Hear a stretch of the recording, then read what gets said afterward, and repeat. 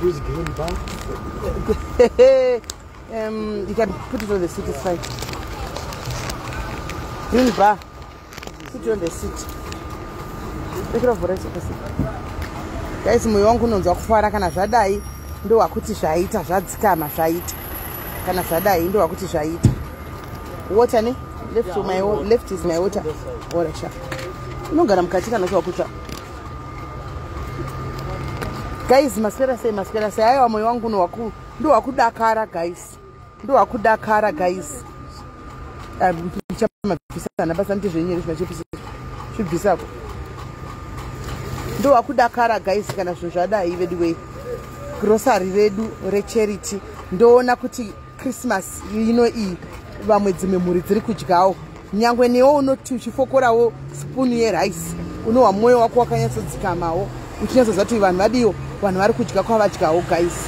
So ndinoda kufa ndo mwoyo wangu kufara ndo wakuda kusina mufunge grocery sera rina kuti vanhu vakawanda tangozviita tiri 3 taita tiri 3 zvinhu izvo zvamuri kuona apa taita tiri 3 this is we are just 3 up we are just tiri 3 and I could have mentioned their names but havadi kumentionwa pana Ara pana Mav pana Faye and so ndinowa kufara kana zvinhu zvadai.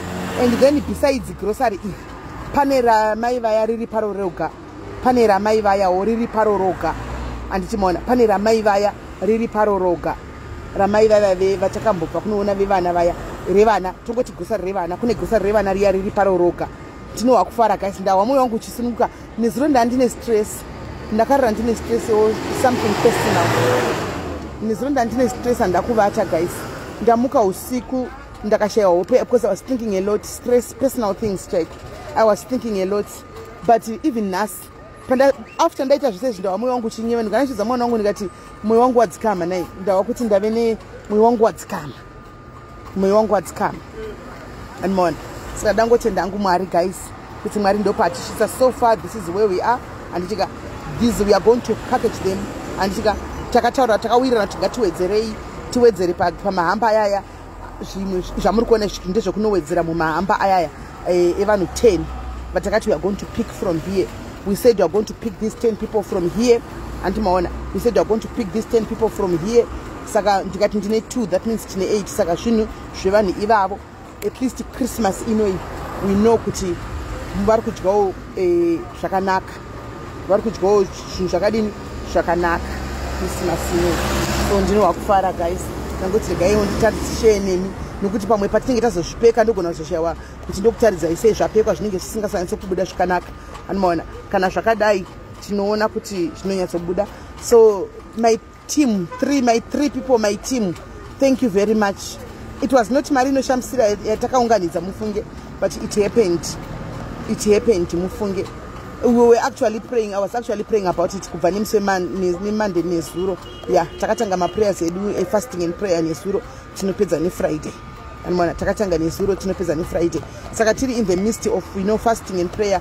Now my water I can put it in front in the midst of fasting and prayer. This is what we have asked God kuti zvibudirire zviitike and here we are.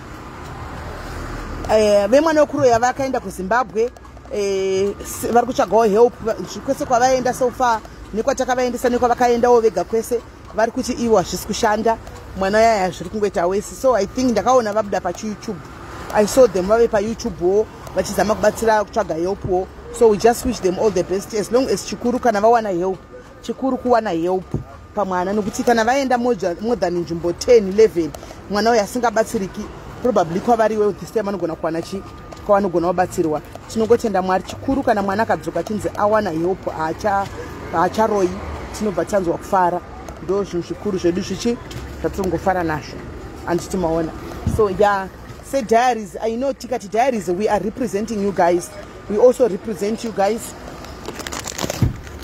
Oh thank you my friend, thanks thank you. All right, buy yourself lunch andimaona. So tinge tichingofarawo kuti at least zvinenge zvaita hamusi kuuya kumusha aiwa kumusha handisi kuuya asi zvinoitika ndezvekuti kana chiti madiaries isusu ivava vanhu vava vaita izvi varepresenta munhu wese. They have represented everyone ari pano tiri 222 right now. They have represented munhu wese tiri 222 kudai. Those 3 people, those the four of us, we have represented everyone. Panonzi madiaries Christmas pakaitwa Christmas giving back to the community. No kuti wo you also include.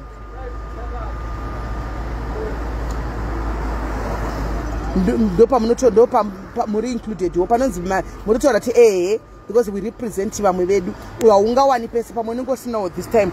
Next time uchawanawo antiona woitirawo vamwe zvimwe tichienda takadaro antika. So ndangoti semadiaries timu rangu riri kuziva nemiwo vari kumuonawo anditika kuti zviri kufamba sei. Anditi zvakanaka kuitira umwe munhu ndakudzenga tiri kudzvara mukazoona mwari vakutikomborerawo vachitiropafadza 2024 muziva kuti SIS MELLY vakataura pai vakati tiri kudzvara. I don't have handina musambofamba kati SIS MELLY vane mari yekuti mutaure mari yemuwane ndoida because munenge muchiprofesa in the spirit. So whatever that is prophesied in the spirit, it will come to manifest in flesh. So I receive. But we say my policy nini is shoma izvo zvamunazvo ndichakusenderai testimony yakataurwa namaimfundisi echechi kwangu. I cried. I didn't know kuti ndaitori neimpact zvakadaro kuvanhu. Sunday they were just appreciating me. Remember, this is my birthday and the birthday rangu times 25 and the 25 is kweda kuna service. So I'll send the video because we recorded. She just decided kuti wada celebrate birthday rangu iyo is Sunday ish. And the testimony that she gave samaimfundisi, I was so touched. Ndakati Mwari saka ndozvikutoitika. I didn't know kuti she follows each and everything zvenge zviri pano havanzwi. And she said kuti hapana nechinzwa but nendiripo I could nditoona kuti apa ari kupopota but ari kupopota handizivi. Apa nditoona kuti no pari kuchemiwa because vanenge vasama crying emoji vaiudza vamwe vekumatswana emunomu. Apa ndotoona kuti vari kufara because nenchiona munhu sachita laughing emoji. She actually said it but that video iyoyo ndipo ndakaona kuti saka as much as vamwe vachitoshora vamwe vachiti hapana zviripo hapana kudai but look at the lives that and only to find kuti ndine madzimai emuchechi medu imomo akasunga akatestifya manambuya muchavaona kuti haazivi mwana uyu kuti anotibata zvakaita sei. Titoripowo isu tirimomo mumacomments imomo hatouhwisisi kuti vanhu vachiti kudii but tikaona vapakandwawo zvered zvelikeness tobayawo. I'm like is this what is happening? Hatisi kuzviziva ndozviri kuitika but zviri kutoitika. Unaona? So tinova kutenda guys. Birthday rangu rikomusa 25 December ndopariri. So makusene birthday hayo wamunogona mukamage muchiti 25 muchiti happy birthday to you, happy birthday muchindiimbira aka 25 anditika to you, happy birthday, happy birthday, happy birthday to you. Ana kutendiseka nchiti muchindiimbira happy birthday musa 25 December. Tinenge tichitowedzera kuchembera nyasha kaizi ndo dzatinoti nyasha pamusoro penyasha kutosvika kuma40 kuda kutodongorera 50 idzi ndo dzinonzi nyasha pamusoro penyasha. Saka papa mchiti machembera musati matiudza tangai mafunga kuti muchasvika here pamakore atinawo. Imimi do you have the grace and the anointing to reach ma45 aya kana kuti muri kutoti machembere ukutora zvoune 25 hautosviki kana 30. Idzi ndo dzinonzi nyasha dzisina kana price. You can't put rega ndigare mumota. You can't put a price on this one, guys. No matter what, chero zvite sei. Chinhu chausingafokaisa price igrace yemakore.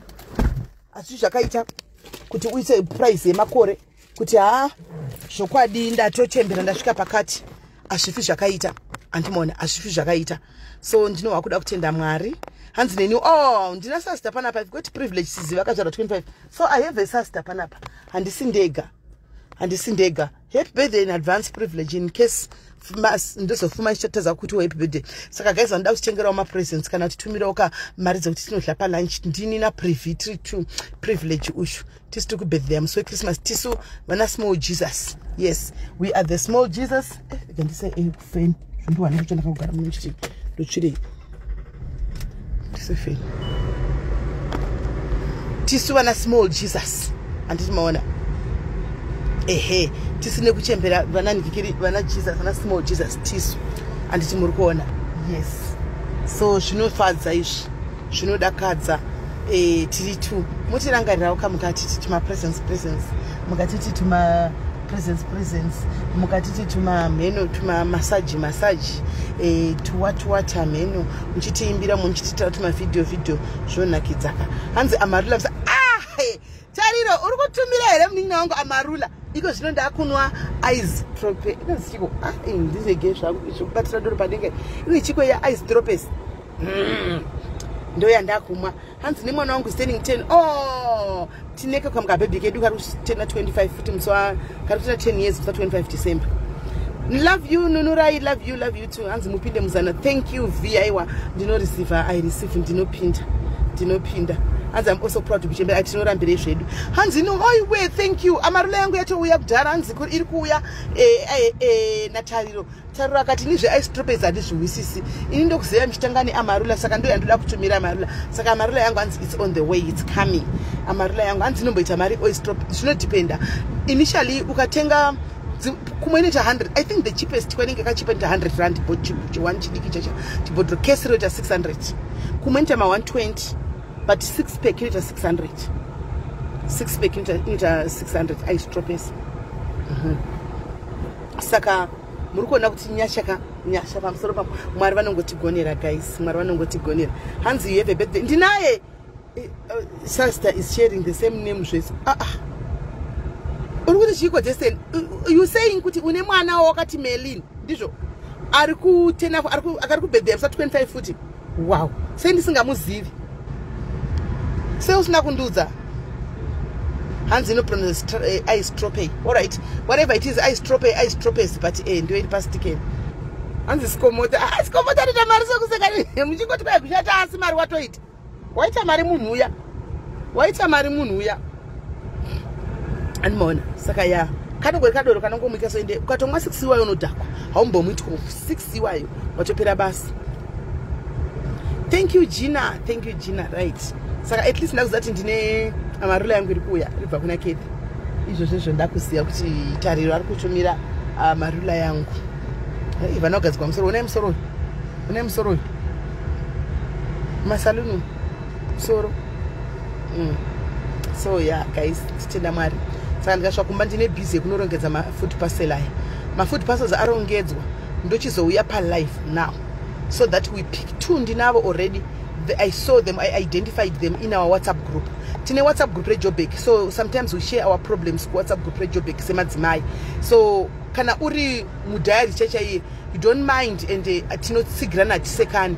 So when they shared nyaya dzavo you could pick ndakanyarira zvangu all along. I didn't say anything to them but I could pick kuti they really need help, vari kutodawo help waniwa. So 2 we have already picked them ikoko andimaona ku WhatsApp group 2 tatovapika iko saka tine 8. So tozoya zvedu panapa and then toonesana kuti ndevapi vamwe vangadeserva kuti vapiwe vasina pekutotangira vana. We are not doing it for you mother, no, we are doing it for the kids that you have kuti Christmas ino ishi vawane kudya. Musi 25 umuke wamakusochinhu tukubikira vana wanga usina plan.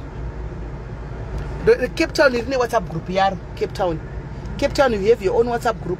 Saka Cape Town munoenda kuningirikiri muka I think madmini enyu vanashero varipo mukapinda kwavari mukati toda kupinda mugrupu reWhatsApp vanokuedai reWhatsApp re Cape Town riri ku WhatsApp group nditori active mazano riri active zvekutodaro ndiye ndichiona zvangu mazano Cape Town riri active zvekudaro, Durban iri active zvekudaro futi, Joburg iri active zvekudaro futi. Saka yes magroup edu ari 3 ema WhatsApp ari active zvekutodaro. Animona tipe iwo group kana uri reWhatsApp uchida kupinda uri mudiaries weJobek unoya ku WhatsApp because tinokuvheta. We want to do a video call newe, we know who you are because mu group munombotagwa nyaya dzimwe dziri sensitive so that we protect nyaya dzinenge dzichitagwa imomo atikuzivi anditika. So unoya kuseri wotaura kuti simeni da kupinda o mu group toita idi ma video call edu tuona natozivana. I don't know kuti wewe Cape Town vanokupinza ichete here kana ndita say I don't know but ndikuziva re venike nai Cape Town madmin Cape Town hapana here panapa pa comment section. Admin Cape Town amupo here madmin ngikiri Cape Town amumo here mu comment section.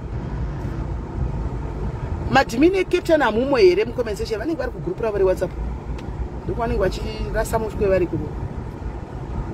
Hello Bruno, how are you? Bruno undibate kuseri esh ndine nyaya ndibate kuseri ndine nyaya iri kushungurudza yakanangana newe Bruno. Saka naichoti ndikana ndava free chakutsvaga so that itoona kuti taitaura kuseri anditika nyaya yacho. Abigail noya kuseri Milka mudzipurwa. It's been long since anga ane problem. Anga ngashakirwa namai vake kumusha. Ever since she came, she's not the same. She's not the same ever since she came back from kumusha pakashakirwa namai vake. So I think she's still grieving or something. And kumazana tisikutombomona Milka kuti zimu WhatsApp group vaimbori naro. Vanga vanaro man kasakanganisi. Vanaro. Takamboriona ini simu diaries what. Takamboriona ini. Vanaro. Ravaironga function yavo yavaida kuita kuZimbabwe. Vane ravaironga kumikiria function yavaida kuita kuZimbabwe yavaironga. Vanaro. Sure, 100% sure vanaro. So yeah. Ndoni hairipo guys. Noshandana kuti ndingokutaridza yangu. Une musoro. Nakati nonerera kani yacho kuzumira mnyatso na musoro. Kuta musoro welo. Zvakoma. Une musoro welo. Right. Saka ndicha make sure kuti ndikutaridzei guys before ndanopeka because ndakazopeka zvonyatsokutarisa zvakanaka plus ndine excitement zvangu. I was excited at least done. And it done. So yes guys. Yes. We are only few days left kuti gore ripere. Please. Ndoramba ndichingodzokera please take care of yourselves. Don't drink and drive. Be responsible. A lot could go wrong in this. Because at 10 days, a lot. Number yangu awizivi. Alright, let me pin the number. Igatiwa ape pamwe vanenge vakauyawo manje vasingaziti pane number iri page +27 64 895 4837. Makambona zvinoita vanhu kuda kukufonera kana uri palive. Izvozvi vanhu vekudiaspora maona kuti ndiri palive. Maakufona. Kasi nguva yose ndani mamusingafoni. Diaspora imbomira henyu.